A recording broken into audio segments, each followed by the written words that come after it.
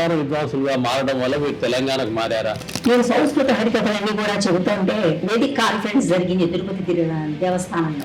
నేను సంగీతానికి వెళ్ళి ఇంటికి వచ్చే టైంలో ఆ బంగ్లాలో కపిలేశ్వరపుర జమీందారు గారి భార్య అలాగేనండి నేను అన్నాను, అంతేగాని మా తల్లిదండ్రులతో చెప్పలేదండి. మరుసటి సంవత్సరం మళ్ళీ వచ్చినప్పుడు నేను వచ్చేస్తున్నాను 10 రోజుల్లో అమ్మాయిని మీరు పంపించకండి. కలఘంటి నోయమ్మ రాత్రి కడు చిత్రమది జనైత్రి. సంస్కృతం అక్కడే ప్రారంభమా? ద్రౌపదిని పాంచాలి పంచభద్రుక అని అంటాడన్నమాట దుర్యోధనుడు. అటువంటి మాటలు మనం పేపర్ ప్రకటన వచ్చింది. ఇట్లా మరి ఏం చేస్తే బాగుంటుందని అంటే ఉమామహేశ్వరికి నేర్పించండి మీరు. నటరాజ రామకృష్ణ గారు కోపం వచ్చి నేను ఇంకా జీవితంలో మీ పాఠశాలలో అడుగుపెట్టను, వివాహే విద్యనాశాయ సర్వనాశాయ శోభనం అని చెప్పేవారు. మేము సిగ్గుపడేవారు. శోభనం అంటే పిచ్చి మహానాడ, దాని గురించి కాదు. పాట మాటల మేటి అన్నారు ఆదిభట్ట నారాయణ దాస్ గారు. ఆట అంటే నిత్యం, పాట అంటే ఆపాత మధురమైనటువంటి సంగీతం, ఆయన ఆలోచనామృతమైనటువంటి సాహిత్యం మాట అంటే. వారు జన్మించినటువంటి స్థలం నుంచి ఒక దివ్య జ్యోతిని మొత్తం భారతదేశం అంతా కూడా ఈ విధంగా 3 రాష్ట్రపతుల దగ్గర ఎన్టీ రామారావు గారు, ఆ తర్వాత చెన్నారెడ్డి గారు, రాజశేఖర రెడ్డి గారు, చంద్రబాబు నాయుడు గారు, పురా కవీనాం గణనాం ప్రసంగే కనిష్ఠికాధిష్ఠిత కాళిదాస అద్యాపి ప్రతుల్య కవేర భావాత్ అనామికా సాత్వతి అస్తుతర సాందిసి దేవతాత్మా హిమాలయో నామ నగాధిరాజక. అన్నగారి సమక్షంలో హరికథ చెప్పిన అనుభవం ఏంటి? మా నాన్న దగ్గర హరికథ చెప్తే ఇంకా నేర్చుకోవాల్సింది చాలా ఉందమ్మా అంటూ ఉండేవాడు ప్రతి దానికి. ఆయన ఎక్కడో లోపల కూర్చున్నారు, జనంలోకి రారండి, ఇలా కూర్చుని ఉంటారు. ఒక సాష్టాంగ నమస్కారం చేసిన తర్వాత అభినవ మాతంగి అని అన్నారు. హరికథకులు అంటే మీరు ఊరికి ఏదో హరికథ చెప్పేసి డబ్బులు తీసుకుని వెళ్ళిపోవడం కాదు. మీకు ఇంత పద్మశ్రీ వచ్చిన తర్వాత పెద్ద దేవాలయాల్లో పెద్ద జనమతి ఉండరు కదండి, మీరు ఎందుకండి చెప్పడం. మీరు హంస అవార్డు పొందినప్పుడు పొందిన అనుభూతి ఏంటి? పద్మశ్రీ అవార్డు పొందినప్పుడు పొందిన అనుభూతి ఏంటి? అంటే హంస అవార్డు నారా చంద్రబాబు నాయుడు గారు ఆంధ్రప్రదేశ్ ఇది నేషనల్ స్థాయిలో వచ్చింది. కానీ నాకు రేవంత్ రెడ్డి గారు వాళ్ళందరికీ సన్మాన కార్యక్రమం ఏర్పాటు చేశారు. మీకు కూడా ఉంటుందండి మరి డైరెక్టర్ గారు చెప్పారు నాకు. తర్వాత మళ్ళీ మీరు ఆంధ్రప్రదేశ్ అమ్మాయి అయిపోయారు కాబట్టి అది వద్దనుకుంటున్నారండి. Welcome real talk with AK.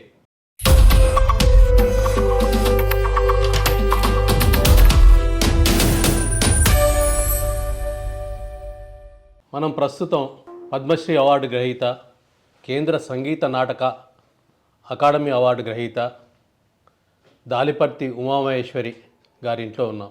వారు తెలుగులో సంస్కృతంలో హరికథలు చెప్పడంలో దిట్ట. తెలుగులో సుమారు 800, సంస్కృతంలో 600కు పైగా హరికథలు చెప్పారంటే వారి వైశిష్ట్యం గుర్తించవచ్చు. వారు నృత్యం నుంచి హరికథల వైపు మళ్ళారు. వారు మనకిప్పుడు వారి జీవన విధానం, వారు సంగీతం వైపు, వారు హరికథల వైపు మళ్ళిన పద్ధతులు వివరిస్తారు. నమస్కారం మేడం. నమస్కారం అండి. మీరు కృష్ణా జిల్లా మచిలీపట్నం నివాసి, అంటే జన్మత. అవునండి. తండ్రి గారేమో వేములవాడలో నాదస్వరం వాదించేవారు, రాజరాజేశ్వర స్వామి దేవస్థానంలో ఆస్థాన విద్వాంసులు. అలా వారు ఆస్థాన విద్వాంసులుగా మారడం వల్ల మీరు తెలంగాణకు మారారా, లేదా వృత్తిరీత్యా లేదా మీ అనుభవ అవసరాల రీత్యా మారారా? మాది మచిలీపట్నం అండి. మా నాన్నగారు, తండ్రి గారు వైద్య వృత్తి, ఆయన ఆయుర్వేద వైద్యంలో కృష్ణా జిల్లాలో చాలా పేరు ప్రఖ్యాతులు గాంచినటువంటి డాక్టర్ అనమాట. ఆయన పేరు వెంకట నరసయ్య గారు, దాలిపత్తి వెంకట నరసయ్య గారు. ఇక మా అమ్మ తరపున మా తాతగారు అయితే ఆయన చాలా ఈ విద్వత్తులు, ఈ మృదంగ విద్వత్తులోను, డోలు విద్వత్తులోను చాలా గొప్ప వారి పేరు కొమ్మాలపాటి నాగయ్య గారు. వారి దగ్గర ఇంచుమించు ఒక 800 మంది శిష్యులు నేర్చుకున్నారండి ఆ రోజుల్లో. తిరుపతి దేవస్థానంలోనే చాలామంది డోలు విద్వాంసులుగా, మృదంగ విద్వాంసులుగా పేరు ప్రఖ్యాతులు గాంచినటువంటి వారందరూ అక్కడే ఉన్నారు. ఇప్పుడు కూడా కొందరు ఉన్నారు. అటువంటి కుటుంబం మాది. మా తాతగారికి 2 కొడుకులు, 3 ఆడవారు. అసలైన మా నాన్నగారి తండ్రి. మా అమ్మగారి తండ్రికి 5 అక్క చెల్లెళ్ళండి. ఒక ఒక ఆయన మామయ్య. ఆయన స్వర్గస్థులైపోయారని. ఆయన అసలు గాయకుడు మా కుటుంబంలో మొట్టమొదట ఆయనేనండి. ఆయన కృష్ణస్వామి. ఆయన ఆ రోజుల్లో మచిలీపట్నంలో టౌన్ హాల్కి ఒక పెద్ద సభ జరుగుతుంటే చిత్తూరు నాగయ్య గారి సినిమా యాక్టర్ ఆయన వచ్చారన్నమాట. ఆయన వచ్చినప్పుడు మా మావయ్య చేత పాట పాడించారు. అప్పటికే దక్షిణామూర్తి గారి దగ్గర మా కేవి మహాదేవన్ గారు, మా మావయ్య వీళ్ళందరూ కూడా సంగీతం నేర్చుకుంటున్నారు. చాలా అద్భుతంగా పాడేవారట. ఆ పాట విని ముగ్ధుడైపోయి నాగయ్య గారు, నువ్వు వెంటనే నాతో పాటే నువ్వు మద్రాసు వచ్చేయాలి, అక్కడ సరిగ్గా సినిమాల్లో పాడేవాళ్ళు చాలా తక్కువగా ఉన్నారు, నీ వాయిస్ చాలా బాగుందని అనేటప్పటికీ మా తాతని బ్రతిమలాడి ఆయన అక్కడికి వెళ్ళడం జరిగింది. జరగటం 2-3 సినిమాల్లో ఆయన భీష్మ ప్రతిజ్ఞ అనే సినిమాల్లో చిన్న భీష్ముడిగా వేయడం, సీతారామ జననంలో ఆయన శ్రీరాముడుగా ఆయనే పాడుకుంటూ యాక్షన్ చేశారటండి. అట్లా 3 సినిమాల్లో వేశారట. ఇక్కడ వీళ్ళకి కలరా వ్యాధి సోకడంతో అక్కడి నుంచి కబురు పంపించడం, మళ్ళీ మద్రాసు నుంచి ఆయన రావడం, ఆయనకు కూడా వెంటనే అంటుకుని అందరూ బాగానే ఉన్నారు కానీ ఆయన కాలం చేయడం జరిగిందండి. అది మా అందరి దురదృష్టం.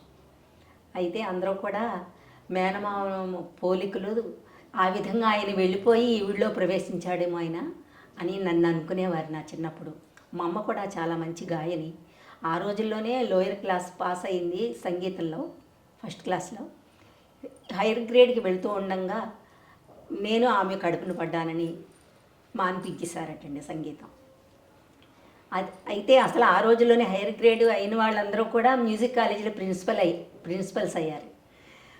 ఆ విధంగా మా అమ్మదే కొంతవరకు నాకు వచ్చిందేమో. మా నాన్నగారు కొంత సంగీతంలో చాలా గొప్పవాడు కానీ ఆయన మాట్లాడే విధానం కానీ అన్నీ కూడా కొంచెం సైలెంట్గా ఉంటారు. మా అమ్మ అయితే చాలా అన్నిట్లోనూ ఇటు పాట, ఇటు సంగీతం ఏది విన్నా కానీ అలవోకగా పట్టేసి ఆ పాడేటువంటి గొప్ప నిష్ణాతురాలన్నమాట. అదంతా మా తాతగారి ద్వారా వచ్చింది. మా తాతగారు ఇక కుమారుడు పోవడంతో ఆయన ఆధ్యాత్మికతగా మారిపోయారండి. ఆయన సీతారామాంజనేయ సంవాదం, యోగ వాసిష్టం, భగవద్గీత, ఇతిహాసాలన్నీ కూడా ఆయన అలవోకగా చెప్పేవారు. మాది బ్రాహ్మణ అగ్రహారం. నిష్ణాతులైనటువంటి వేదంలో పండితులు అన్నమాట అందరూ కూడా. అటువంటి వారందరూ కూడా సాయంత్రం 4:30 నుంచి రాత్రి 8:30 వరకు కూడా వచ్చి కూర్చునేవారు. ఈయన ఎన్నెన్నో విషయాలు, ఎంతో లోతైన విషయాలు చెప్పేవారట. ఇప్పటికీ కూడా కొంతమంది చెబుతూ ఉంటారు, నువ్వు లాలాజీరావు గారు అమ్మాయిని చెబుతావు కానీ నువ్వు నాగయ్య గారి మనవరాలు అమ్మ, అందుకే నీకు ఈ విద్య వచ్చిందని అంటారు. ఎందుకంటే తెలుగు తిరుపతి దేవస్థానంలో దక్షిణాది ప్రాంతంలో అంటే వేదిక్ కాన్ఫరెన్స్ ఒకటి జరిగిందండి. అప్పుడు కపిలేశ్వరపుర జమీందారు గారు ఒక వేద పాఠశాలను కూడా పెట్టారు. వేద పాఠశాల పరమాచార్య కంచి కామకోటి పీఠాధిపతి ఆయన చంద్రశేఖరేంద్ర సరస్వతి మహాస్వామి, ఆయన అనుజ్ఞతోటి వేద పాఠశాల, మన నటరాజ రామకృష్ణ గారి మాటతోటి వారిద్దరికి స్నేహం వల్ల హరికథ పాఠశాల, వారి తండ్రి గారి పేరున శ్రీ సర్వరాయ హరికథ పాఠశాల, సర్వరాయ వేద పాఠశాల అని పెట్టారండి. మధ్యలో నేను సంస్కృత హరికథలన్నీ కూడా చెబుతుంటే వేదిక్ కాన్ఫరెన్స్ జరిగింది తిరుపతి దేవస్థానంలో. అప్పుడు ఎంఎస్ సుబ్బలక్ష్మి గారు ఇటువంటి పెద్దలందరూ కూడా వచ్చారు ఆ కార్యక్రమానికి. ఈ వేద పండితులందరూ కూడా వచ్చారు. మా బందర్లో ఉన్నటువంటి వేద పండితులందరూ కూడా వచ్చారు. మా వేద పాఠశాల కపిలేశ్వరపురం నుంచి కూడా వచ్చారు. అప్పుడు అనుకున్నారన్నమాట, ఈ అమ్మాయిది వాళ్ళ తాతగారిది వచ్చిందండి, ఇది ఎవరిదో కాదు, వాళ్ళ అమ్మ కూడా మహాజ్ఞాని, కానీ 8వ 9వ ఏటనే ఆవిడికి వివాహం చేశారు, ఆవిడికి అందుకోలేకపోయింది. అమ్మగారి పేరు సరోజిని అండి. మా నాన్నగారి పేరు లాలాజీరావు. అంటే లాలాజీ అంటే ఆయన మా నాయనమ్మకి పిల్లలు పుట్టకపోతే లాల్ సాహెబ్ని నమస్కారం చేసుకున్నారటండి. చివరికి నేను నీ పేరు పెట్టుకుంటాను నాయన అంటే మగపిల్లాడు పుట్టాడట, అందుకోసం లాల్ సాహెబ్ లాలాజీ అని పేరు పెట్టారు. ఆ విధంగా అయితే మా బందర్లోనే నాకు మా నాన్నగారు సంగీతం 6వ ఏటనే మొదలుపెట్టారండి. చిన్నగా ఏదో కొన్ని గీతాలు అట్లా నేర్చుకుంటున్నాను. అమ్మ ఇంట్లో వంట పట్టదు, నేను నిన్ను ఒక గురువు దగ్గర పెడతానని చెప్పి ఒక మాస్టర్ గారి దగ్గర పెట్టారు. ప్రత్యేకంగా ప్రత్యేకంగా అంటే ఒక ఆమె దగ్గర కూడా చాలామంది ఉన్నారు. కమలమ్మ గారని, భైరవపట్ల కమలమ్మ గారని ఆవిడ చెప్పేవారు. ఆమె దగ్గరికి వెళుతూ వస్తూ ఉండేదాన్ని. అక్కడ నేర్చుకుంటూ ఇంటి దగ్గర మా నాన్నగారి దగ్గర సాధన చేస్తూ ఉండేదాన్ని. మా నాన్నగారికి ఏంటంటే డిగ్రీ వరకన్నా చదివించి నన్ను డిప్లొమా చేయించాలని, లేదంటే ఎక్కడన్నా కచేరీలు కూడా చేయించాలని ఆ ఉద్దేశం ఉండేది. ఎందుకంటే చదువు కన్నా కూడా నేను అలా వింటే పాట వచ్చేసేది. చిన్న సంగీత కచేరీలు చేయించాలని మా నాన్నకుంది. బాగా నేర్చుకోమ్మా సంగీతం, నీకు బాగా వస్తుందని చెప్పి అనేవారు. ఏ పాట, సినిమా పాట విన్నా అలవోకగా వచ్చేసేది అనమాట. అందుచేత ఆ విధంగా నేను నడుస్తున్నాను. 10th క్లాస్ 9th క్లాస్ వరకు చదువుతున్న రోజుల్లో కపిలేశ్వరపుర జమీందారు గారి భార్య కేకిని మహల్, మా రామనాయుడుపేటలోని మచిలీపట్నం, వారి బంగ్లాకి అప్పుడప్పుడు ఆమె వస్తూ ఉండేవారు. నేను సంగీతానికి వెళ్ళి ఇంటికి వచ్చే టైంలో ఆ బంగ్లాలో మాకు తెలిసిన అమ్మాయిలు స్నేహితురాలు అన్నమాట. ఎప్పుడన్నా పిలిచి ఏదైనా పాట పాడమనేవారు. నేను ఆ అమ్మాయి అడగడంతో ఒక పాట పాడాను. ఆవిడ అక్కడ ఉన్నారని సంగతి నాకు తెలియదు. ఏం పాట ఏమైనా జ్ఞాపకం ఉందా? బాల్యంలో ఏదో కృష్ణుడు పాట పాడానండి. పాడితే అది వెంటనే ఎవరో పాడిందని చెప్పి పిలిపించారు. నేను మేము మా మామయ్య గారి పేరున సర్వారాయ హరికథ గురుకులాన్ని పెట్టాం. అది అక్కడ ఫ్రీ బోర్డింగ్ అండ్ లాడ్జింగ్ అంతాను. నువ్వు మా ఊరు అమ్మాయి కాబట్టి నేను జాగ్రత్తగా చూసుకుంటాను, నువ్వు మా స్కూల్కి చేరచ్చు కదమ్మా అని అడిగారు. అలాగేనండి నేను అన్నాను. అంతేగాని మా తల్లిదండ్రులతో చెప్పలేదండి. మా అమ్మ మా నాన్న వాళ్ళని విడిచిపెట్టి ఎప్పుడూ ఉండలేదు. మేమందరం 4 అక్క చెల్లెళ్ళు, 2 అన్నదమ్ములు. అయితే మా అమ్మని అస్సలు విడిచిపెట్టి ఉండలేకపోయేదాన్ని. అందుకని చెప్పకపోవడంతో మరుసటి సంవత్సరం మళ్ళీ వచ్చినప్పుడు ఆమె వారి తెలిసిన వారిని, పెద్దవారిని మా ఇంటికి పంపించి వాళ్ళ అమ్మని నాన్నని నా దగ్గరికి తీసుకురండి అని రప్పించారు. ఆ బంగ్లాకి వెళ్ళి మాట్లాడారు. మీ అమ్మాయితో క్రిందటి సంవత్సరమే చెప్పానండి, అమ్మాయి మరి మీతో చెప్పిందంటే చెప్పలేదండి.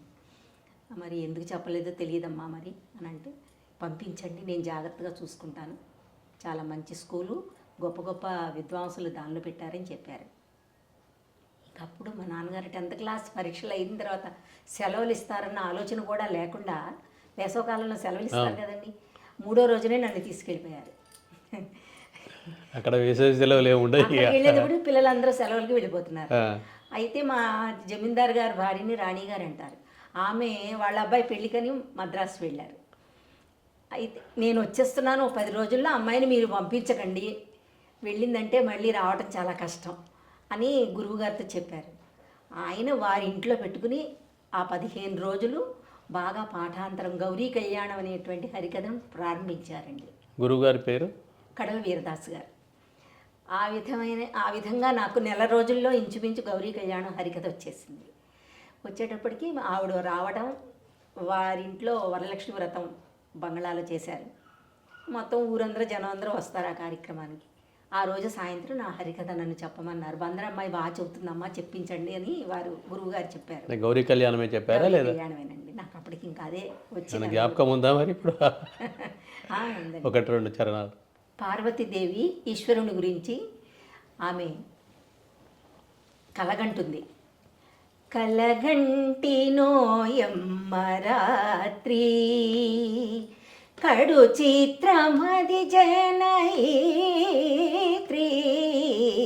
కలగంటి నోయమ్మ రాత్రి కళ్ళలోని తెల్లటి వెల్పు కను ప్యాచి మోచట కొల్పు కలకల నవ్వుతున్నట్లు గళమునందున తాళిబొట్టు వెలయంబుగా కట్టినాడు సర్వంబు నీ తోడు, కలకంటి నోయమ్మ రాత్రి అని ముందు అసలు ఆవిడ కలగంటుందనమాట. చెలికత్తెలందరితో చెబుతూ ఉంటుంది. తన ఈశ్వరుడు తెల్లటి వేర్పులు నా కళలో కనిపించాడు, చాలా చక్కగా నవ్వుతూ నన్ను దగ్గరకు పిలుచుకుని తన అంకమ మీద కూర్చుండబెట్టుకుని అన్ని ముచ్చట్లు ఆడుతున్నట్లుగా. అది మొట్టమొదట నాకు గౌరీ కళ్యాణం 1.5 గంట సేపు నేర్పించారు ఆయన. మొట్టమొదటి ప్రదర్శన కూడా అనొచ్చా? ప్రదర్శన మొట్టమొదటి ప్రదర్శన మా జమీందారు గారి బంగ్లాలో చేశానండి. ఆ.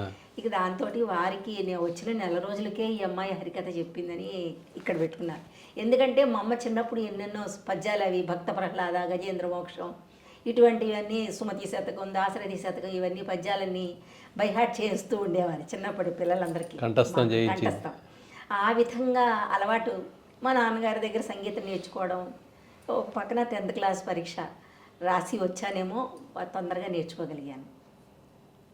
నేను ఇంకా తర్వాత 5 సంవత్సరాల కోర్స్ అండి ఆ కళాశాలలో. తెలుగు, సంస్కృతం, కర్ణాటక సంగీతం, నృత్యం ఇవన్నీ కూడా నేర్చుకుంటూ హరికథ మెయిన్ నేర్చుకోవాలి. ఆదిభట్ట నారాయణదాస్ గారి శిష్యులను కూడా తీసుకొచ్చి దానిలో ఏర్పాటు చేశారు, వడ్లమాని నరసింహదాస్ గారు. ఆ తర్వాత పెద్దింటి సూర్యనారాయణ దీక్షిత్ దాస్ గారు, ఆయన ఆదిభట్ట నారాయణదాస్ గారి ఉన్నటువంటి శక్తి దిట్ట, ఆయన కూడా అంతటి సాహిత్యంలో అంత గొప్ప మనిషి. ఆ తర్వాత ఇంకా రాజశేఖరన్ లక్ష్మీపతిరావు గారు, ఆయన కూడా చాలా ఫేమస్ ఆర్టిస్ట్ హరికథలో. చాలా కీర్తనలు అవి కూడా అన్నీ భక్తి ప్రచార ప్రవీణ, భక్తుల యొక్క కథలన్నీ కూడా వారు రచించారు. ఈ విధంగా నిష్ణాతులైనటువంటి గురువుల్ని అక్కడ ఏర్పాటు చేశారు. అన్నీ నేర్చుకుంటూను ఇవన్నీ ఈ హరికథలు నేర్చుకోవాలి. సంస్కృతం అక్కడే ప్రారంభమా లేదా అంతకుముందు ఏమైనా ఉండేదా? లేదండి, అసలు లేదు, అక్కడే ప్రారంభమేనండి. తెలుగు హరికథలు నేర్చుకున్న తర్వాత కోర్స్ అయిపోయిన తర్వాత నేను ఇంకా వెళ్ళొస్తానమ్మా, అంటే మా కుటుంబం పెద్దది, తల్లిదండ్రులకు కొంత సహాయం చేయాలి, మనం ఇక్కడే కూర్చుంటే నేనేం చేయగలను అని వారు అక్కడక్కడికి పంపించేవారు ప్రోగ్రామ్స్కి. అయినప్పటికీ కూడా మనం బయట ప్రోగ్రామ్స్ చేయాలి అని నేను మనసులో పెట్టుకుని వెళ్ళొస్తానమంటే ఆవిడ ఒప్పుకోలేదు. జమీందార్ గారికి కూడా ముందు జమీందార్ గారు పెద్ద ఆయన ఎప్పుడన్నా వస్తూ ఉండేవారు, కానీ ఆవిడే ఎక్కువ చూసుకునేవారు మమ్మల్ని.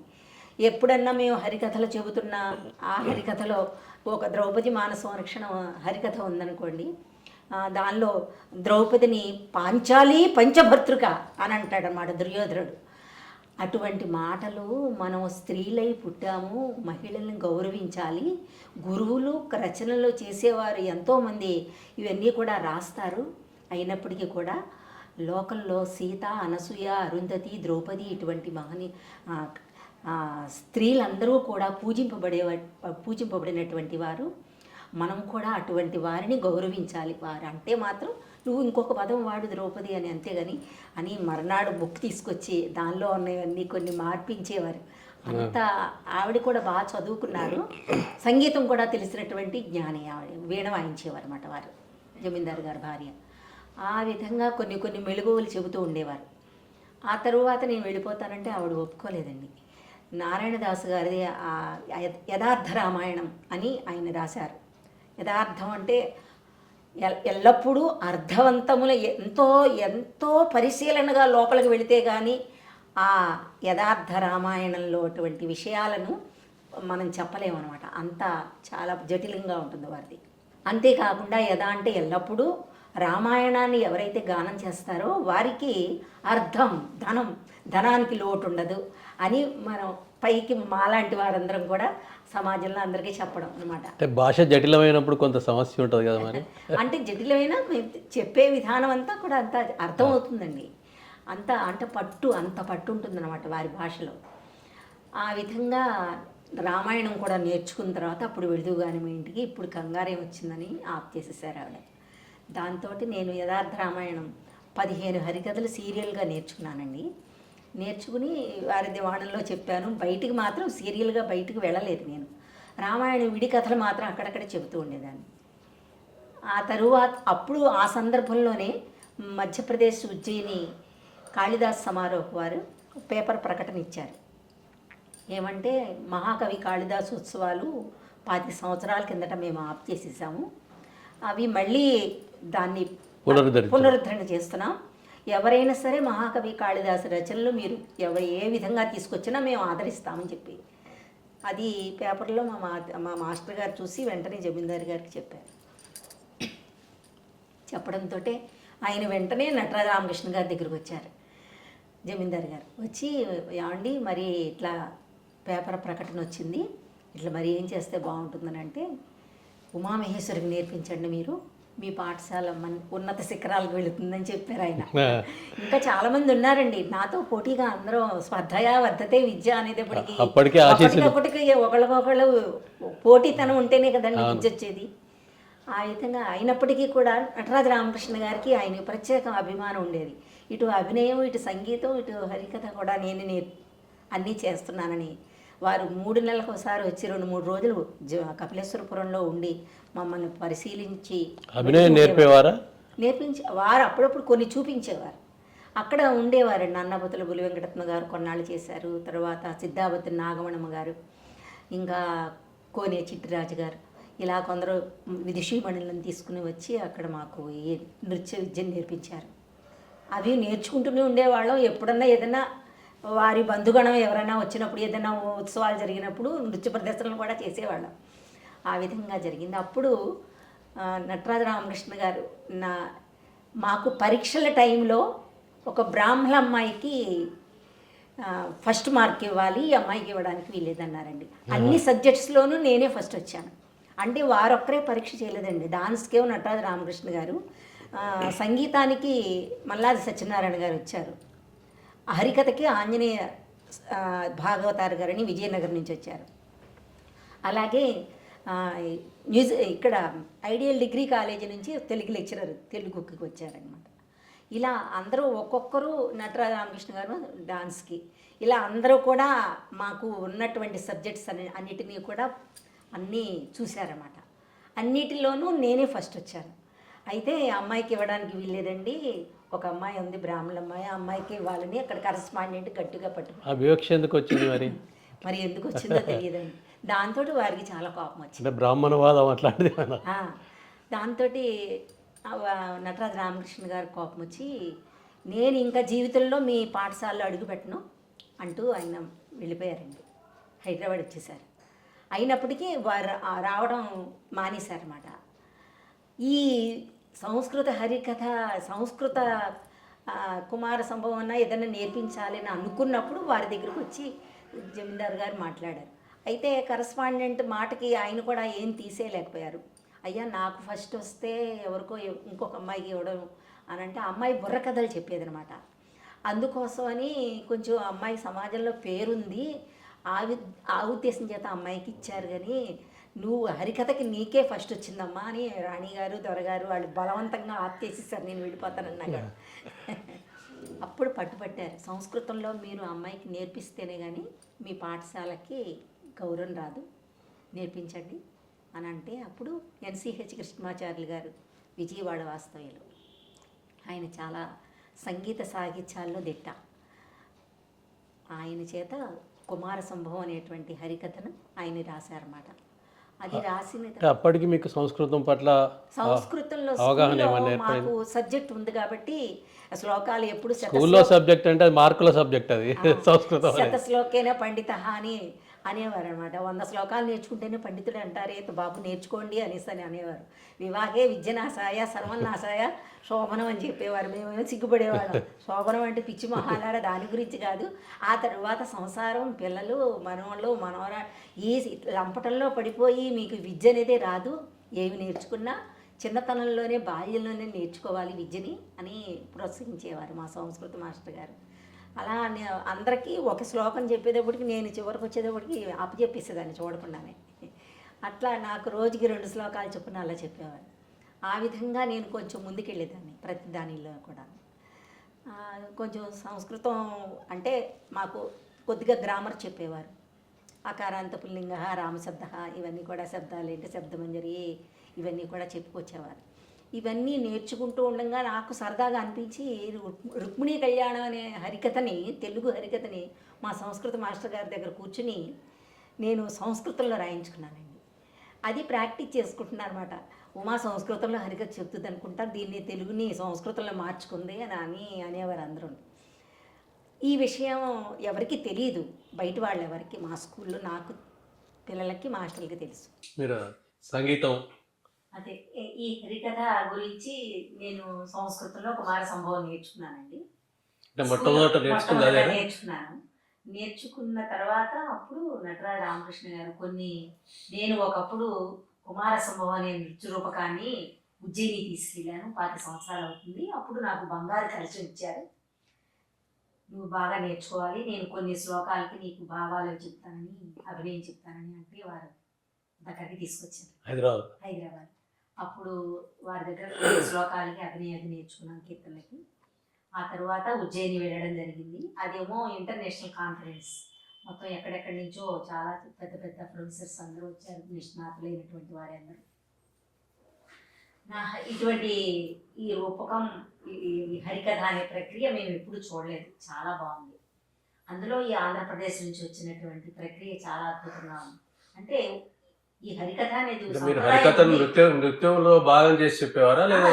నృత్యం ఆట పాట మాటల మేటి అన్నారు ఆదిభట్ట నారాయణ దాస్ గారిని. ఆట అంటే నృత్యం, పాట అంటే ఆపాత మధురమైనటువంటి సంగీతం, ఆయన ఆలోచనామృతమైనటువంటి సాహిత్యం. మాట అంటే అంత నిష్ణాతులు అన్నమాట ఆయన. ఆ విధంగానే నృత్యం చేస్తూ మేమే పాడుకుంటూ అభినయం చేస్తూ ప్రవచనం చెప్పడం. అదే తమిళియన్స్ అయితే కూర్చుని ప్రవచనం చెప్తారండి సంగీతం పాడుతూ, వారిది ఆ సంప్రదాయం.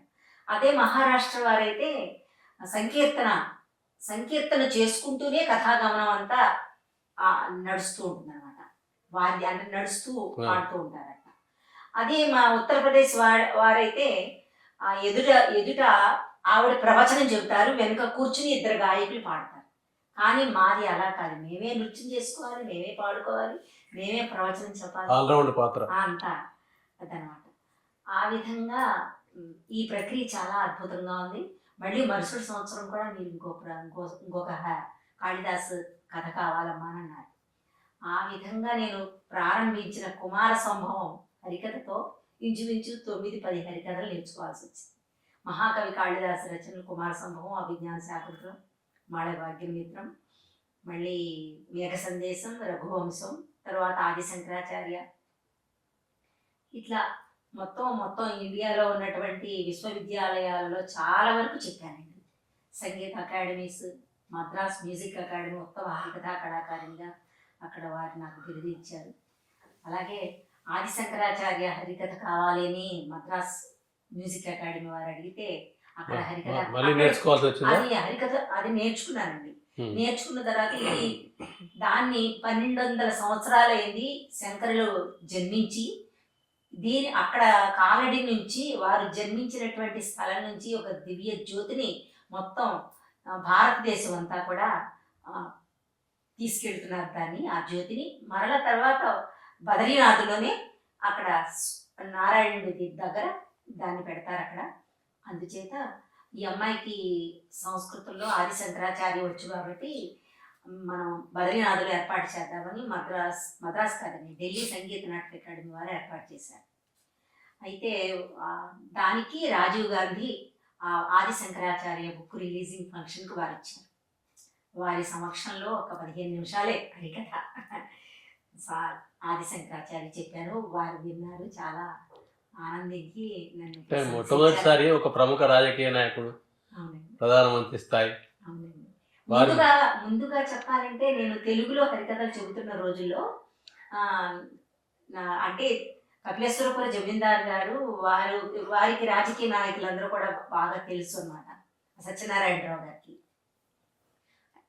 భారత రాష్ట్రపతి నీలం సంజీవ రెడ్డి గారి దగ్గర వారు ఇక్కడ హైదరాబాద్ వచ్చినప్పుడు నాది రుక్మిణి కళ్యాణ హరికథాగానం ఏర్పాటు చేశారండి. అప్పుడు మొట్టమొదటిసారిగా అక్కడ హరికథాగానం వారి దగ్గర చేయటం, వారి సన్మానం చేయటం జరిగింది. ఆ తర్వాత నేను సంస్కృత హరికథలన్నీ కూడా దేశవ్యాప్తంగా చెబుతున్నప్పుడు ఏకైక సంస్కృత హరికథా కళాకారిణి జ్ఞాని జైసింగ్ గారు ఢిల్లీలో నాకు అవార్డు ఇచ్చారు. ఆ తర్వాత మళ్ళీ శంకరదయాళ శర్మ గారు రాష్ట్రపతిగా ఉండగా వారి సన్మానం చేశారు. ఈ విధంగా 3 రాష్ట్రపతుల దగ్గర సన్మానం పొందాను.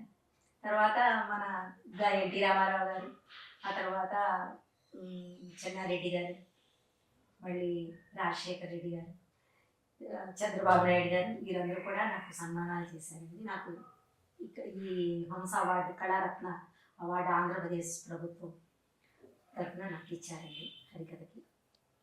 తర్వాత సంగీత నాటక అకాడమీ నేషనల్ లెవెల్లో అది వచ్చిందనమాట, ఢిల్లీ సంగీత నాటక. సంస్కృతంలో హరికథలో కొన్ని ఏమైనా వినిపించగలరు?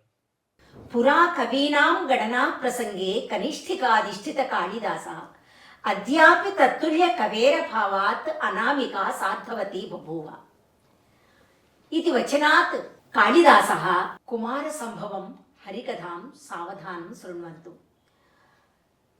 అశ్చుత్తరస్యాం దిశి దేవతాత్మా హిమాలయో నామ నగాధిరాజః పూర్వాపరౌ వారినిధి విగాహ్య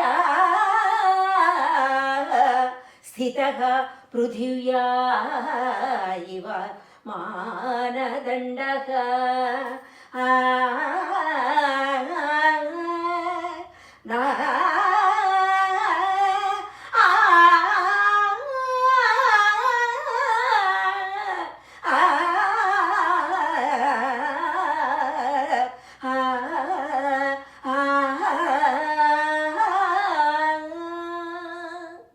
उत्तरस्यां दिशि देवतास्वरूपः हिमालयाख्यः नगराजः अस्ति. अयं हिमाचलः पूर्वापरसमुद्रौ प्रविश्य अस्याः पृथिव्याः मानदण्ड इव भाति. हिमाद्रेः यज्ञसाधनानां सोमलतादीनां प्रभवत्वं भूभरणयोग्यं बलं च ज्ञात्वा ब्रह्मा स्वयं कल्पितयज्ञभागं शैलाधिपतित्वं ददाति स्म. అంటే హరికథ చెప్పేటప్పుడు నవరసాలన్నీ ఒలికించాల్సిన అవసరం ఏర్పడుతున్నట్టు. అవునండి. అంటే మాకు ఆ హరికథతో పాటు ఈ అభినయం యాక్షన్ అంతా చేసుకుంటూ ఉండాలి కదా. అని ఊరికి అలా నిలబడి చేయడానికి లేదండి. నృత్యం చేసేటప్పుడు దానికి సంబంధించి కీర్తనలు ఏదైనా ఉన్నప్పుడు నృత్యం చేయాలి. ఆ విధంగా నృత్యాభినయముల సమ్మేళనమే హరికథ. ఆదిభట్ట నారాయణదాస్ గారు మద్రాసులో ఆయన ఆ రోజుల్లో అన్ని రాష్ట్రాలు కలిసి ఉండేవి కదండి, మన ఆంధ్రాను తమిళనాడు. ఆ రోజుల్లో ఆయన అక్కడ హరికథా గానం చేస్తున్నప్పుడు ఒకే వ్యక్తి పంచగతులు అది ఇంతవరకు ఎవరు చేయలేకపోయారు అనుకోండి. ఒక పల్లవి పాడుతూ ఆయన సంగీతంలో పల్లవి పాడటం అంటే చాలా ఎంతో నిష్ణాతులైన వారే పాడగలరు. ఆయన ఒక చేతితో చతురస్రగతి, ఒక చేతితో మిశ్రం, ఈ భుజంతోటేమో ఖండం, ఇంకొక దాంతోటి కాలుతోటేమో సంకీర్ణం. సంకీర్ణం అంటే 9 అక్షరాలు అన్నమాట. చతురస్రం అంటే 4, ఖండం అంటే 5, మిశ్రం అంటే 7, చతురస్రం అంటే 4. అలా ఆ విధంగా 5 గతులను ఒకే పల్లవి పాడుతూ ముక్తాయింపిచ్చి ఆయన ప్రశంసలు పొందారట. అది ఇప్పటికీ కూడా తమిళనాడులో చెప్పుకుంటారు ఆయన గురించి. అంత గొప్ప నిష్ణాతులు. తర్వాత కాలంలో కూడా ఎవరు చేయలేకపోయారు. ఒక శిష్యుడు చేసేవారట. ఆ శిష్యుడు ఇంకొక శిష్యుడికి చెప్పించారు. అది ఆదిభట్ట నారాయణదాస్ గారి ఉత్సవాలు జమీందారు గారు విజయనగరంలో జరుగుతున్నప్పుడు మొత్తం సంగీత విద్వాంసులందరూ, మ్యూజిక్ కాలేజీలో వర్క్ చేసే వారందరినీ కూడా లెక్చరర్స్ని పిలిపించి ఒక్కొక్కడు ఒక్కొక్క తాళం చూడండి, ఈయన ఒక కీర్తన పాడతాడని పాడించారండి. ఒక్కొక్క తాళం ఒక్కొక్కరు చూశారు. ఆ అబ్బాయి పాడాడనమాట. అంటే ప్రచారంలోకి ఎక్కువ రాలేకపోయారు. అది అంటే అది అందరికీ అబ్బదు కదండి. అది తెలుసుకోవాలన్నా కూడా అందరికీ తెలియదు కదండి. ఆ విధంగా జరిగిందనమాట. మేమందరం అభివృద్ధిలోకి రావాలని రాజమండ్రి గురుకులంలో పెద్ద సప్తాహ మహోత్సవాలు పెట్టి నిష్ణాతులైనటువంటి హరిదాసులందరినీ కూడా అక్కడికి పిలిపించి హరికథలు ఉదయం 8 గంటల నుంచి రాత్రి 12 అయినా కానీ అలా వరుసగా హరికథలు జరుగుతూ ఉండేవి. పోటీలన్నీ యువ కళాకారులకు పోటీలు పెట్టి వాళ్ళకి బహుమతులు ఇవ్వడం, వచ్చిన వారందరికీ ఎంతో చాలా జమీందారులు కాబట్టి భోజనాల్లో ఈ రోజు చేసిన వంట ఆ రోజు మర్నాడు ఉండేది కాదు. ఆ విధంగా పెట్టేవారు. వారిని ఎంతో ఘనంగా సన్మానించి పంపించడం అన్నీ కూడా చేశారు. అవన్నీ కూడా ఏంటంటే భవిష్యత్తులో మీరు నేర్చుకుని వారు చెప్పిన హరికథలు ఇలా ఉన్నాయి, ఇటువంటి నిష్ణాతుల దగ్గర మీరు సేకరించాలి కొన్ని అని వారు అట్లా పెద్ద పెద్ద వారందరినీ పిలిపించి ఏర్పాటు చేశారు. నాన్నగారేమో నాదస్వర విద్వాంసులు. అవునండి. ఆయన వేములవాడలో ఆస్థాన విద్వాంసులుగా మధ్యలో మా అన్నయ్య డిగ్రీ అయిపోయిన తర్వాత ఆయన ఎంఎస్ చదవడానికి నోబెల్ కాలేజీకి వైజాగ్ వెళ్ళాడండి. వెళ్ళిన తర్వాత ఇంకా ఉద్యోగం ఆయన చదువు పూర్తయిపోయింది. ఉద్యోగం ఆయన ఉద్యోగం వేటాడుతున్నాడు ఆయన మా అన్నయ్య ఉద్యోగం వేటలో ఉండగా మా నాన్నకి ఇక్కడ ఉద్యోగం వచ్చిందనమాట. ఈ వేములవాడ రాజరాజేశ్వర స్వామి దేవస్థానంలో అక్కడ 30 సంవత్సరాలు ఇంచుమించు స్వామివారి సేవ చేసుకున్నారండి. మిగతా పిల్లలందరినీ కూడా అలాగే చదివించారు. అందులో నలుగురు ఆడపిల్లల్లో నేను ఒక్కదాన్ని ఈ రంగంలో ఉన్నాను. మిగతా అందరూ కూడా డిగ్రీ వరకు చదువుకున్నారు, ఎంఏ చేసిన వాళ్ళు ఉన్నారు. మా అన్నదమ్ములు ఇద్దరు ఎంఎస్సి చేశారు, వాళ్ళు ఇద్దరు మ్యాథమెటిక్స్ లెక్చరర్స్. ఆ విధంగా ఆయన సంగీతంతో మమ్మల్ని అందరినీ కూడా అభివృద్ధిలోకి తీసుకొచ్చారండి. నాన్నగారు వేములవాడలో స్థిరపడ్డారు 30 సంవత్సరాలండి. రిటైర్ అయిపోయే వరకు అక్కడే ఉన్నారు. మీరు అక్కడికి వెళ్ళిన సందర్భాలు కూడా చాలా ఉంటాయి. చాలానండి. అక్కడ ప్రోగ్రామ్స్ స్వామివారి సన్నిధానంలో చాలా ప్రోగ్రామ్స్ చేశాను. అంటే హరికథలు చెప్పారా? తెలుగులోనే సంస్కృతంలో చెప్పారా? తెలుగులోనే ఎక్కువ చెప్పారండి. సంస్కృతంలో ఒకసారి మాత్రం చెప్పాను. ఆయన పేరు గుర్తు రావట్లేదు. వారు ఎగ్జిక్యూటివ్ ఆఫీసర్గా ఉండగా నువ్వు సంస్కృతంలో కూడా హరికథలు చెప్తావని తెలిసిందమ్మా, ఒక్కసారి ఈసారి నా దగ్గర చెప్పాలి అని అంటే అప్పుడు కుమార సంభవం హరికథ అక్కడ చెప్పానండి. నాన్నగారి సమక్షంలో హరికథ చెప్పిన అనుభవం ఏంటి? మా నాన్న దగ్గర హరికథ చెప్తే ఇంకా నేర్చుకోవాల్సింది చాలా ఉందమ్మా అంటూ ఉండేవాడు ప్రతిదానికి. ఇంకా బాగా ప్రాక్టీస్ చేయాలమ్మా, ఇంకా నేర్చుకోవాల్సింది చాలా ఉందమ్మా అనేవాడు. అసలు 8వ ఏట మా అమ్మ మా నాన్న వాళ్ళు బందర్లో 12 సినిమా థియేటర్స్ ఉండేవండి. కోట సచ్చిదానంద శాస్త్రి గారని మీ అందరికీ తెలుసు, ఆయన అందరూ చిరపరిచితులే. వారికి కూడా 2 సంవత్సరాల కిందట సంగీత నాటక అకాడమీ అవార్డు వచ్చింది, పద్మశ్రీ వచ్చిందండి. వారికి 90వ సంవత్సరంలో పద్మశ్రీ వచ్చింది. అటువంటి ఈ మధ్యనే కాలం చేశారు, ఒక 1 ఇయర్ అయింది. అటువంటి వారు మంచి స్ఫురద్రూపి. బాలమురళీకృష్ణ గారు ఏ విధంగా సంగీతం పాడతారో అలా దింపేసేవారండి. ఘంటసాల పాట ఏ విధంగా ఉంటుందో ఆ విధంగా పాడేవారు. సంగీతంలో మహాజ్ఞాని, చాలా అద్భుతంగా నృత్యం. మళ్ళీ మేము నారాయణదాస్ గారి హరికథలు వినలేదు, కానీ ఆయన హరికథలు వింటే నారాయణదాస్ గారు ఏ విధంగానే చెప్పేవారు అనిపించేది. ఆయన ఎక్కువ మహాభారతం చెప్పేవారు. 40 రోజులు సీరియల్స్ చెప్తుంటే ఆయన మా బ్రాహ్మణ అగ్రహారంలోనే అందరిళ్లలో ఉండేవారనమాట. ఒక్కొక్క వారం ఒక్కొక్కరింట్లో ఆ 40 రోజులు అక్కడ ప్రోగ్రామ్ చేయడానికి. మా అమ్మ మా నాన్న వెళుతుంటే వాళ్ళు వెనకాల నేను కూడా 8 సంవత్సరాలు అట్లా ఉంటాయండి వెళ్ళిపోయేదాన్ని. అలా అసలు నేను మహాభారతం ఎన్నో సబ్జెక్ట్స్ అన్నీ మా స్కూల్లో నేను చదువుకున్నాను, కానీ అది మాత్రం చదవలేదండి. ఎందుకంటే ఆయన చెప్పింది అలా మనసులో ఇప్పటికీ ఉండిపోయింది. ఆయన హరికథ చెబుతూ ఉంటే ఇంటికి వచ్చి నేను 2 అగ్గిపెట్టిని చిరతలుగా తీసుకుని నేను హరికథ చెప్పడానికి ఒక రామ నిన్నే నమ్మినాను రా అని ఒక కీర్తనతో ఆయన హరికథ ప్రారంభించేవారు. లేచి నిలబడి గజ్జలు కట్టుకున్న తర్వాత నృత్యం చేస్తూ అది నా మనసులో పడిపోయింది. ఇంటికి వచ్చిన తర్వాత నేను అలా చిరతలో లాగా దాన్ని ఏర్పాటు చేసుకుని హరికథ లాగా నాకు తోచిన మాటలు చెప్తూ ఉండేదాన్ని అనమాట. తను 8-9 సంవత్సరాలు. మా అన్నయ్య ఏమో ఒక పెట్టి మీద కూర్చుని రథంలాగా వాయిస్తూ ఉండేది. ఎవరైనా అంటూ ఉంటారు కదా, అట్లాగా అలా చేస్తూ ఉండేవాడు అనమాట. ఇట్లా అయితే అయినట్టే మనం మీరందరూ చదువుకోవాలి, నేను ఇంత సంగీతంలో ఉండి నేను మిమ్మల్ని అభివృద్ధిలోకి తీసుకురాలేకపోతున్నాను అని మా నాన్నగారు మా అన్నదమ్ముల్ని ఈ జోలికి రానివ్వలేదండి అసలు. నన్ను నేను ఇట్లా చేసేదాన్ని చిన్నప్పుడు. అలా 40 రోజులు హరికథలకి మా అమ్మ మా నాన్న వాళ్ళు వెళుతూ ఆయన హరికథలు అంటే చాలా ఆస్వాదించేవారు. మా అమ్మ ఎప్పుడు అంటూ ఉండేది, అమ్మ ఇంత బాధల్లో సంసారం పోషించడానికి కూడా చాలా కష్టమైన పరిస్థితిలో ఘంటసాల వారి పాట, ఎన్టీ రామారావు గారి కృష్ణుడు రాముడి యొక్క రూపంతో ఉన్నటువంటి సినిమాలు, కోట సచ్చిదానంద శాస్త్రి గారి హరికథలు విని ఎంతో ఆనందపడుతూ సంతోషంగా మిమ్మల్ని అందరినీ కూడా పెంచి పెద్ద చేసామమ్మా అని మా అమ్మ ఎప్పుడు అంటూ ఉండేదండి. ఆ విధంగా మా నాన్నగారు మా అమ్మ వారి హరికథలకు వెళుతూ ఉండేవారు. నేను కూడా విని ఎంతో ఆనందించేదాన్ని. ఆ విధంగా నాకు మరి భగవంతుడు రాసి పెట్టాడో మరి ఏమిటో తెలియదు. తర్వాత మా రాణి గారు రావడము, నన్ను తీసుకెళ్ళడం ఈ విధంగా జరిగిందండి మా పాఠశాల. అక్కడే నేను 22 సంవత్సరాల వరకు ఉన్నాను. ప్రచారం మొత్తం ఇండియాలో ఉన్న అన్ని విశ్వవిద్యాలయాల్లో కథాగానాలు, సంస్కృత అకాడమీలో ప్రోగ్రామ్స్ జరగడం జరిగింది. హార్వర్డ్ యూనివర్సిటీ అమెరికా వారు కూడా పిలిచారు. అక్కడ కూడా కథాగానాలు చేశాను. ఇంకా ఏ దేశాల్లో చేశారు?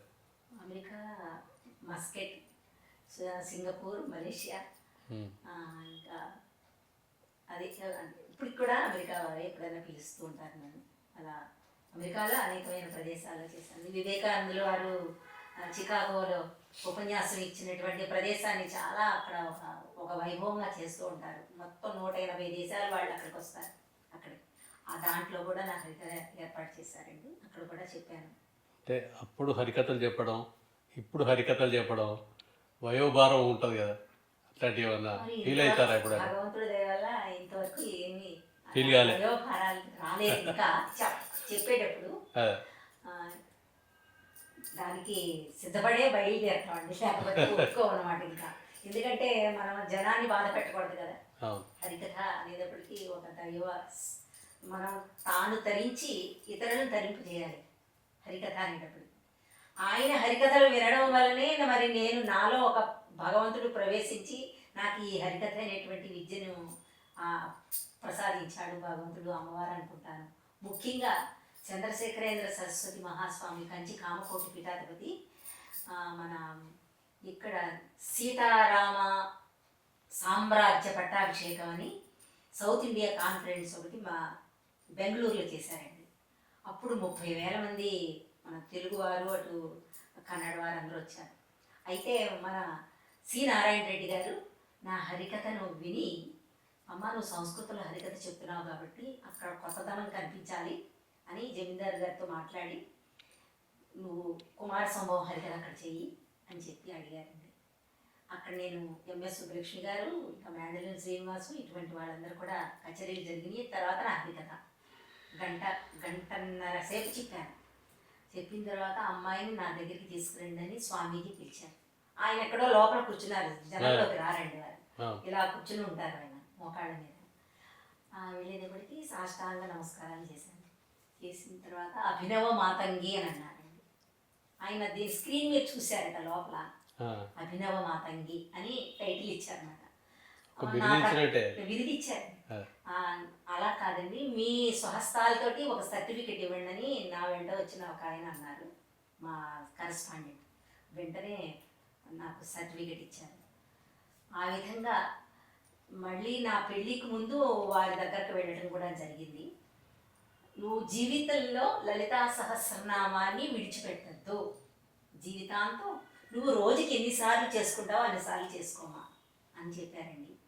చిన్నప్పటి నుంచి నాకు కొంత అలవాటు ఉంది. ఈ సంస్కృత హరికథలు చెప్పడం మొదలుపెట్టిన దగ్గర నుంచి ఎక్కువగా అలవాటు ఉందన్నమాట ఈ లలితా సహస్రనామ పారాయణ.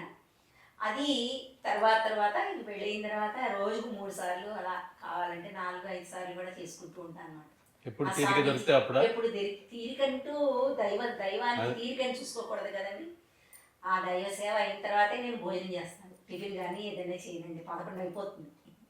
అలాగా ఆ తల్లి మమ్మల్ని ఈ విధంగా నడిపిస్తుంది. కళాకారులుగా మేమిద్దరం, నా భర్త నేను ఇద్దరం కళాకారులమే కాబట్టి ఆయనకే అసలు ముందు పద్మశ్రీ వస్తుందని మేము ఆశించాము. అసలు నాకు ఎలా వచ్చిందో, అసలు ఎవరి ద్వారా వచ్చిందో కూడా నాకు తెలియదండి. కళాకృష్ణ గారికి పరిచయం ఎట్లా ఏర్పడదు మీకు? నేను నటరాజ రామకృష్ణ గారి దగ్గర ఇక్కడ డాన్స్ నేర్చుకోవడానికి వచ్చినప్పుడు, అభినయం అది నేర్చుకోవడానికి వచ్చినప్పుడు మా మాస్టర్ గారు ఏమన్నారంటే, ఎలాగో వచ్చిన వాళ్ళు వచ్చారు, నేను ఇంకొక అమ్మాయి వచ్చాం అన్నమాట, విజయలక్ష్మి అనే అమ్మాయి. వచ్చిన వాళ్ళు ఎలాగో వచ్చారు, కొన్ని మా దగ్గర ఉన్న ఈ ఆంధ్రనాట్య ఐటమ్స్ను కూడా నేర్చుకుని విడుదుగానమ్మా అని చెప్పేసి. అప్పటికి 4 సంవత్సరాలు ఉన్నాం.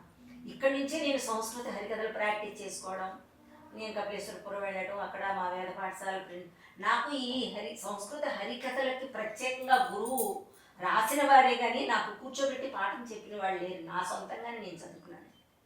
కాకపోతే మా వేద పాఠశాల ప్రిన్సిపల్ గారు 4 వేదాలు చదువుకున్నటువంటి బాలగంగాధర శర్మ గారు, ఆయన కాశీలో చదువుకుని వచ్చినటువంటి మహనీయమూర్తి, అర్థవంతంగా తెలిసినటువంటి వాడు. అటువంటి వాడు ఇండియాలో లేరు. అటువంటి వారిని పెట్టమని, ఫలానా వారిని పెట్టమని స్వామి చెప్పడంతో వారు పెట్టారు జమీందార్ గారు, చంద్రశేఖరేంద్ర సరస్వతి మహాస్వామి చెప్పడంతో. ఆ విధంగా ఆయన దగ్గర కూర్చుని ఏ ఛందస్సులోనన్నా ఏదైనా తేడాలో నేను మాట్లాడే విధానంలో తేడా, భావ ప్రకటన విధానం, ఇవన్నీ కూడా వారి దగ్గర కూర్చుని చదివేదానండి. ఇవన్నీ కొన్ని అవసరం లేదమ్మా, రాయడంలో ఆయన చాలా అద్భుతంగా రాశారు, ఎక్కడ ఏ దోషం లేదు అని. ఏదన్నా నీకు ఎక్కువైతే కొన్ని శ్లోకాలు తీసేసుకోవడం, కొన్ని కీర్తనలు తీసేసుకోవడం అని అవన్నీ కూడా సరిచేసి ఇచ్చేవారు అంతవరకే. కానీ నాకంటూ కూర్చోబెట్టి నన్ను సాధన చేయించడం మాత్రం మా సంగీత టీచర్ గారు నాకు తోడ్పడేవారండి ఎక్కువగా. ఆ స్కూల్లో ఒక రాజ్యలక్ష్మి గారు, గొల్లపూడి రాజ్యలక్ష్మి గారని మ్యూజిక్ టీచర్ అనమాట, కర్ణాటక సంగీతం. ఆవిడ కూడా సంస్కృతం బాగా నేర్చుకున్నారు, ఆమె ఎంఏ చేశారు ఆవిడ. అందుకోసం ఆవిడ నన్ను కూర్చోబెట్టి బాగా ప్రాక్టీస్ చేసేవారు. ఎక్కువగా నాతోటి అనేకమైన ప్రాంతాలకి ఆవిడ ప్రోగ్రామ్స్కి వచ్చారు.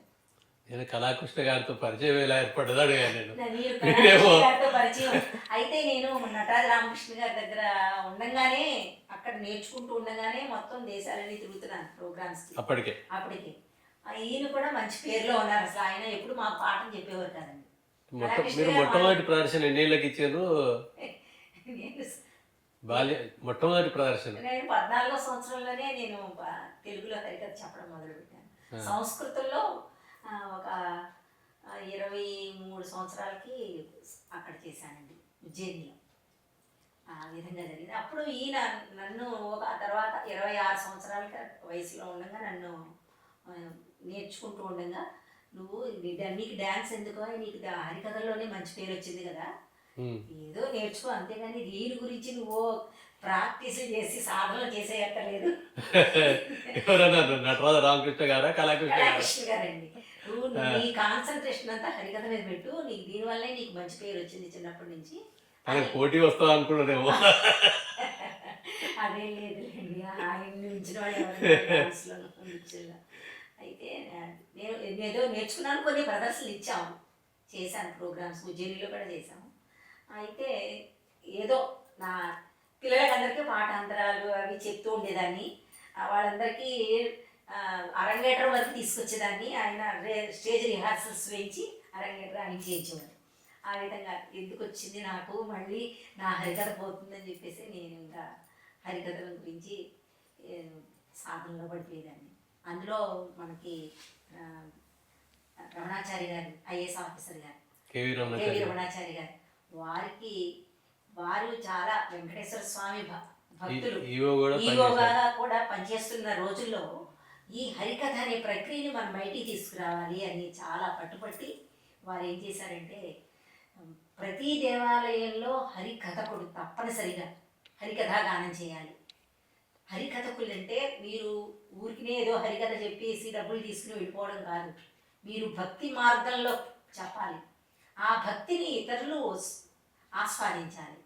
మీ వలన మీరు తరిస్తారు, మీ కథ విని ఇతరులు కూడా తరిస్తారు అని వారి ప్రతి దేవాలయంలో హరికథ గానం ఏర్పాటు చేశారండి ఆ మహనీయుడు. ఆయన చాలా మహాభక్తులు వెంకటేశ్వర స్వామి. అటువంటి వారి మాట ప్రకారంగా మా స్కూల్లో చదువుకున్న అమ్మాయిలే 60 మంది ఇప్పటికీ కూడా అక్కడ సేవ చేస్తున్నారండి. మొత్తం 2 రాష్ట్రాల్లోనూ అనేకమైన ప్రోగ్రామ్స్ చేస్తున్నారు. నేను ఇక్కడికి వచ్చిన తర్వాత, అమ్మ నీది అది పుట్టినీళ్ళు ఆంధ్రప్రదేశ్, 2 రాష్ట్రాలు విడిపోయినాయి కాబట్టి ఇది నీకు మెట్టినీళ్ళు, కళాకృష్ణ నీ భర్త కాబట్టి నీకు మెట్టినీళ్ళు, ఆ పుట్టినీళ్ళకి ఇప్పటి వరకు మంచి పేరు తెచ్చావు, మెట్టినీళ్ళు కూడా మరి మంచి పేరు రావాలి కదా, ఇక్కడ 18 మంది కంటే హరిదాసు వీరు, అక్కడ 600 మంది ఉన్నారు అని నువ్వు కూడా ఇక్కడ ఉన్నటువంటి గ్రూప్లో చేరి ఇక్కడ దేవాలయాల్లో హరికథా గానం చేయమ్మా అని నాకు వారు అనుమతి ఇచ్చారు. వారు చెప్పిన ప్రకారంగానే నేను అనేక దేవాలయాల్లో ఇక్కడ కథాగానం చేస్తున్నానండి. మీకు ఇంత పద్మశ్రీ వచ్చిన తర్వాత పెద్ద దేవాలయాల్లో పెద్ద జనమది ఉండరు కదండి, మీరు ఎందుకండి చెప్పడం అని కొంతమంది మాకు తెలిసిన వాళ్ళు అంటాం జరుగుతుంది.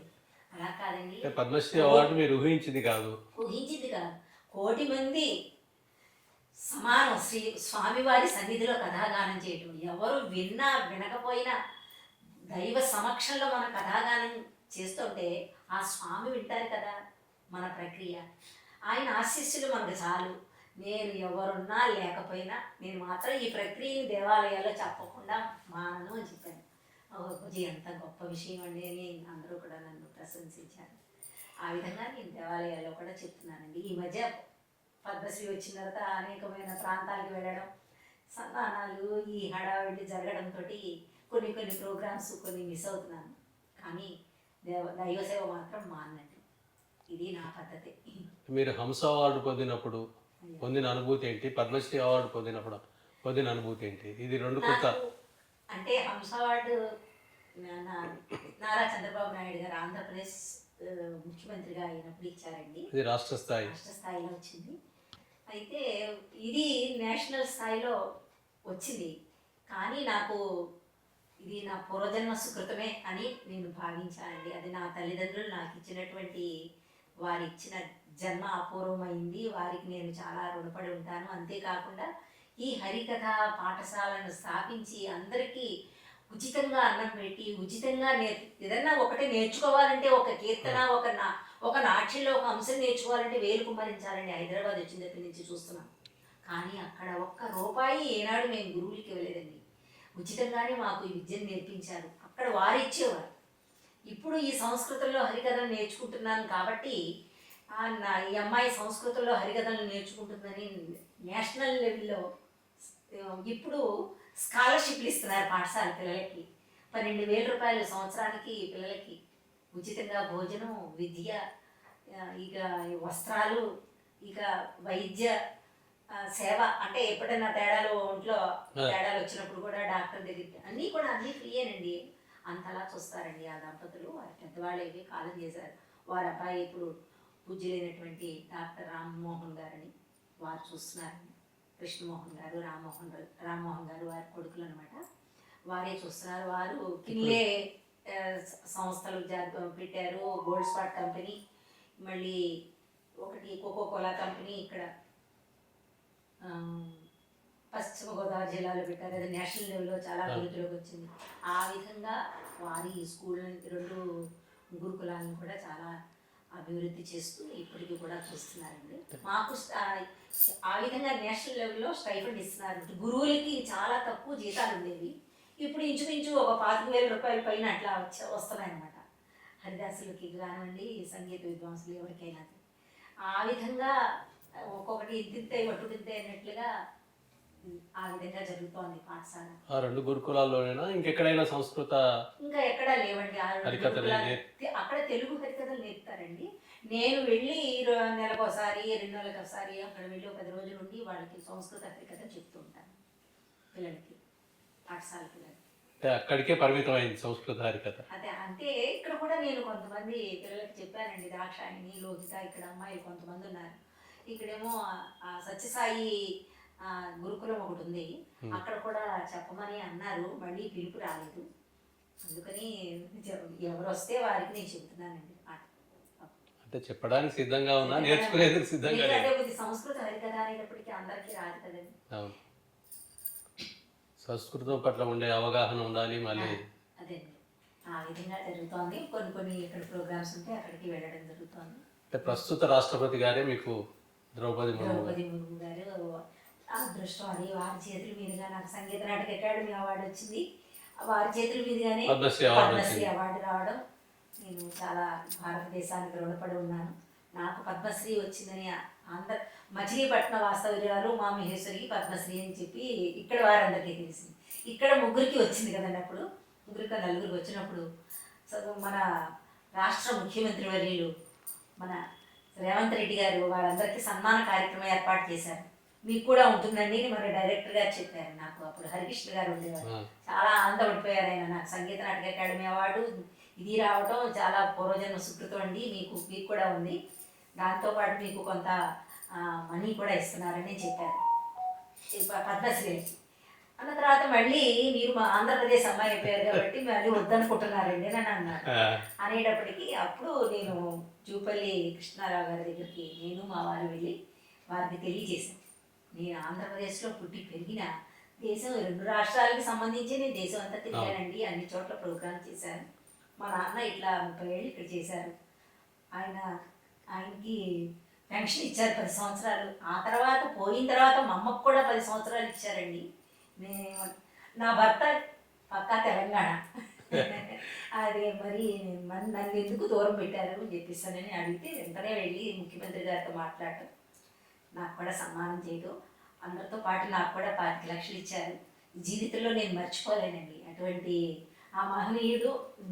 ఈ రాష్ట్రం వేరైనప్పటికీ కూడా తెలంగాణ ప్రాంతవాసైన ఆయన కళాకృష్ణ గారిని వివాహం చేసుకోవడం ఈ విధంగా ప్రచారం చేసింది, దీనికి మార్పు లేదని అని ఆ మహనీయుడు రేవంత్ రెడ్డి గారు నన్ను ప్రశంసించి వారు నాకు అవార్డు ఇవ్వడం, నేను వారికి జీవితాంతం రుణపడి ఉన్నానండి. ఎప్పుడు కృతజ్ఞతలే వారు. అంటే కొన్ని సంవత్సరాలు చదువుకుంటేనే నేటివిటీ వస్తుంది, మీరు ఇన్నేళ్ళు ఉన్న తర్వాత నేటివిటీ రాకపోవడం. అదేనండి, అంతే. మేము అన్నీ మాకు తెలంగాణ ఆంధ్రాని తేడా ఏం లేదండి, అంత సమానమే. తెలుగు భాష, మనందరం తెలుగువారు. అంతేగాని ఇది అది అది అని ఇదని మాకు ప్రాంతీయ భావాలే. కళాకారులు యూనివర్సల్గా ఎప్పుడు సమానమేనండి. అందుకే కదా ఆంధ్రనాట్యం పాపం మా ఆంధ్రనాట్యాన్ని దూరంగా పెట్టి కొంచెం బాధ పెట్టారు.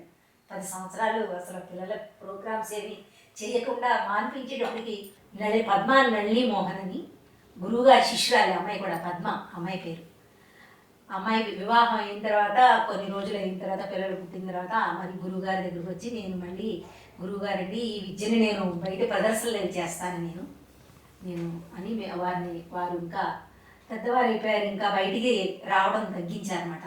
అమ్మ కలిమి బలిమి ఉన్నదాని, నటరాజ రామకృష్ణ గారు, నీ కలిమి బలిమి ఉన్నదాను అమ్మ, నువ్వు ఏదైనా చేయగలుగుతావు, నేను పెద్దవాడిని అయిపోయాను, ఈ ఆంధ్రనాట్యాన్ని నువ్వే పైకి తీసుకురావాలి, బాగా ప్రదర్శనలు చేయించమ్మా, 10 మందికి సహాయం చేయమ్మా అని చెప్పి వారు పరలోకానికి వెళ్ళిపోవడం జరిగింది. అప్పుడు ఈ తెలంగాణ ప్రాంతంలో ఈ ఆంధ్రనాట్యం వెనకబడిపోయేటప్పటికీ ఆ అమ్మాయి ముందుకొచ్చి, ఆ భార్యాభర్తలు ఇద్దరు కూడా చాలా అసలు ఎంతంటే అనేకమైనటువంటి ప్రోగ్రామ్స్ ఏర్పాటు చేసి కళాకృష్ణ గారిని వారి చేతిలో పెట్టుకుని, మీరు ఇట్లా చేయండి, పిల్లలందరినీ మీరు ప్రాక్టీస్లు ఇవ్వండి, పలానా ప్రోగ్రాం ఏర్పాటు చేద్దాం, ఆ ప్రోగ్రాం ఈ ప్రోగ్రామ్స్ అని అనేకమైన కార్యక్రమాలు ఏర్పాటు చేయడం, ఈ ఆంధ్రనాట్యాన్ని ప్రోత్సహిస్తూ ఏర్పాటు చేస్తున్నారండి. ఇప్పుడు రేపు 13వ తేదీన విజయవాడలో ఆంధ్రాస్ ప్రాంతంలో పోటీలన్నీ ఏర్పాటు చేశారు. ఆంధ్రనాట్య పోటీలు ఇక్కడ కూడా చాలాసార్లు చేశారు. దీనిలో నిష్ణాతులయ్యి ఫస్ట్ సెకండ్ ప్రైజెస్ వచ్చిన వాళ్ళందరికీ సన్మానం. అంతేకాకుండా వాళ్ళ చేత ప్రదర్శన పూర్వకంగా ప్రోగ్రామ్స్. ఒకవేళ ఈ ప్రాంతంలో కొంత ధనంలో పైకి అభివృద్ధిలో చెందలేని వారు ఎవరైనా ఉంటే వారికి నేను అరంగేటం చేస్తాను, మీరేం బాధపడద్దు అంటూ కొంతమందికి అరంగేటం చేయించడం అంటే హాల్ బుక్ చేయడానికే 30,000 అవుతుంది కదండి. అట్లా వారు ముందుకు వచ్చి సభల్ని ఏర్పాటు చేసి, రవీంద్ర భారతిని, త్యాగరాజ గాన సభని, తెలుగు యూనివర్సిటీ ఇవన్నీ కూడా ఏర్పాటు చేసి, ఆమె పేరు పద్మ, భర్త గారి పేరు నళిని మోహన్, ఆయన ఐఏఎస్ ఆఫీసర్. అమ్మాయి అసలు అమ్మాయి ఆదుకుంటున్నారండి. ప్రతి సంవత్సరం 50,000 రూపాయలు ఇస్తున్నారు. ఎవరు ఇస్తారండి అసలు? ఎంత డబ్బున్నా మాత్రమే ఆ విధంగా హెల్ప్ చేసేవాళ్ళు ఎవరు ఉంటారండి? అంతటి రసహృదయులు ఆ భార్యాభర్తలు ఇద్దరు. అలా ఈ విధంగా ఆంధ్రనాట్యాన్ని అభివృద్ధిలో తీసుకొస్తున్నారు. రేపు 13వ తేదీన అక్కడ కాంపిటీషన్స్ పెట్టి ఆంధ్రప్రదేశ్లో కూడా మనం చేయాలి అని చెప్పి అక్కడ ఉన్న వారు 20 సంవత్సరాలు వచ్చి రేపు పాల్గొంటున్నారు స్టూడెంట్స్ అక్కడ. నటరాజ రామకృష్ణ గారికి కళాకృష్ణ గారు పెప్పుడు కొడుకు, అంతేనండి, మీరు కోడలు. అంతే. వారితో ఉన్న అనుభవాలండి.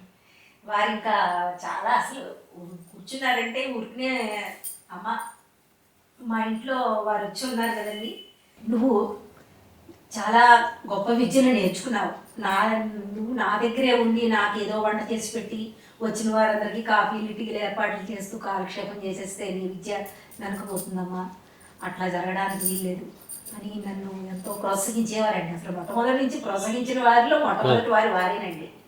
ప్రోగ్రామ్స్కి ఎక్కడికైనా వెళ్ళినా కానీ ఎంతో వైభవంగా మమ్మల్ని ప్రశంసిస్తూ పంపించేవారు, ఎంతో అభిమానంగా. వారు నన్ను ఒక కూతురుగానే చూసుకున్నారండి. ప్రతి సంవత్సరం ఒక చీర ఇచ్చేవారు, అమ్మ నువ్వు చీర కట్టుకోమా అని చెప్పేసి ఎంతో ప్రేమగా చూసేవారు. ఏది అయినా సరే మా ఇద్దరితో చెప్పకుండా ఏది చేసేవారు కాదు. ఆయన రుణం తీర్చుకోలేవండి. జన్మ ఇచ్చిన తల్లిదండ్రులు ఒకరైతే విద్యను నేర్పించిన గురువులు, ఆ అన్నం పెట్టి చదువు నేర్పించినటువంటి ఆ పుణ్య దంపతులు ఇటు నటరాజ రామకృష్ణ గారు, వారి రుణం తీర్చుకోలేము. బ్రతికినంత కాలం వారిని ఇప్పుడు కూడా స్మరించుకుంటూనే ఉంటానండి నేను. పద్మశ్రీ అవార్డు గ్రహీత ఉమామహేశ్వర్ గారి జీవన ప్రస్థానం ఇది. మచిలీపట్నం ఎక్కడ, హైదరాబాద్ ఎక్కడ? వారి జీవన ప్రస్థానంలో అన్ని మజిలీలు దేశవ్యాప్తమయ్యాయి. వారి జీవనం హరికథా గానం. వారి సంగీతం, నృత్యం, సంస్కృత హరికథా గానం. సంస్కృతంలో హరికథలు చెప్పేవారు చాలా అరుదు. ఆ అరుదైన వ్యక్తిత్వమే వారికి పద్మశ్రీ అవార్డు లభింపజేసిందని భావించవచ్చు. వారు మనకు వారి జీవన విధానం, వారి ప్రస్థానం వివరించినందుకు ధన్యవాదాలు. నమస్కారం మేడం. త్వరలో మీ ముందుకు మరో ప్రముఖంతో రానున్నాం. Real talk with AK.